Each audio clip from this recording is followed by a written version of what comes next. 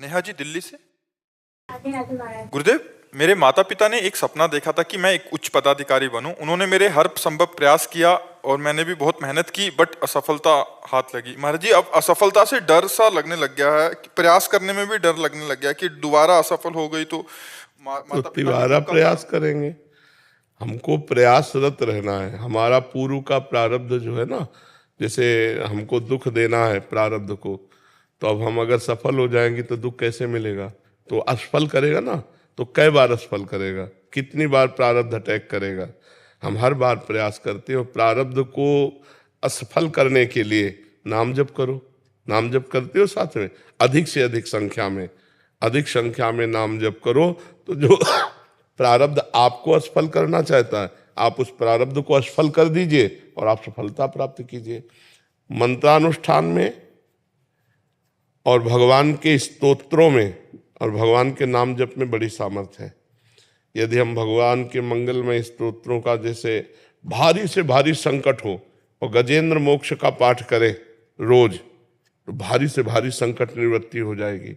धन चाहिए तो ऐसे स्तोत्र हैं जिनके गायन करने से धन की प्राप्ति होती है।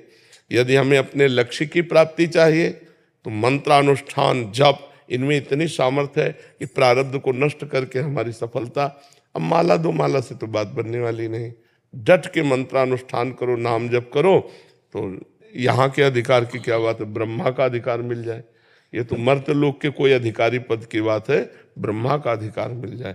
देखो, पूर्व का पुण्य है तो हमारे देश की एक महिला राष्ट्रपति है। तो हम निराश तो कभी होंगे ना कि अब हमसे नहीं हो पाएगा, नहीं।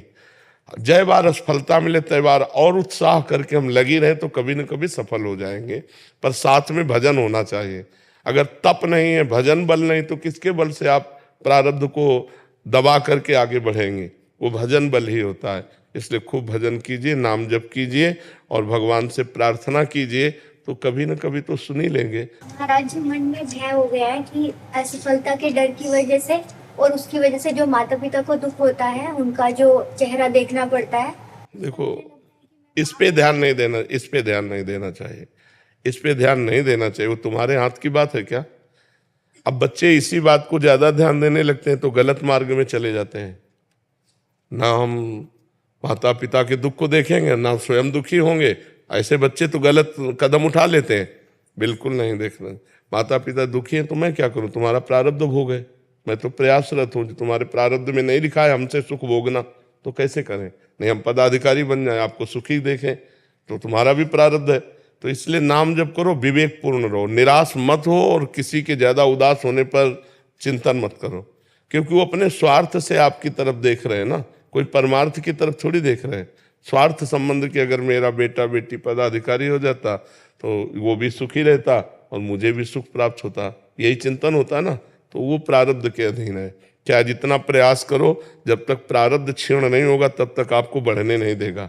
कई लोग ऐसे होते, ज्यादा प्रयास नहीं करते, उन्नति को प्राप्त हो जाते हैं, उनका प्रारब्ध उनको सपोर्ट कर रहा है। कई लोग ऐसे बहुत विज्ञ है, बहुत प्रवीण है, लेकिन उनकी प्रवीणता कागज में लिखी रखी, उनके पास हासिल है प्रवीणता, पर उसका लाभ वो नहीं ले सकते, क्योंकि प्रारब्ध जहां कदम रखेंगे वहीं गिरा देगा।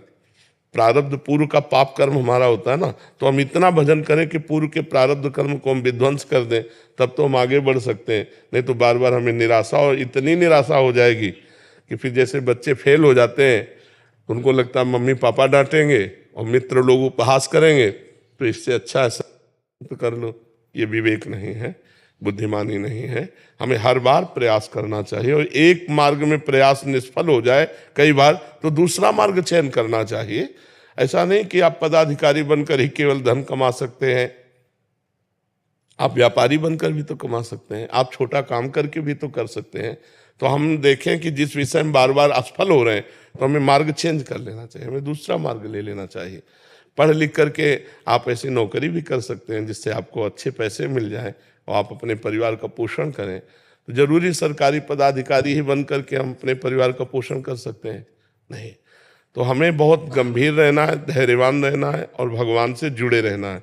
तो हमारी जिंदगी आज नहीं तो कल प्रकाशित हो जाएगी। भगवान कृपा कर देंगे।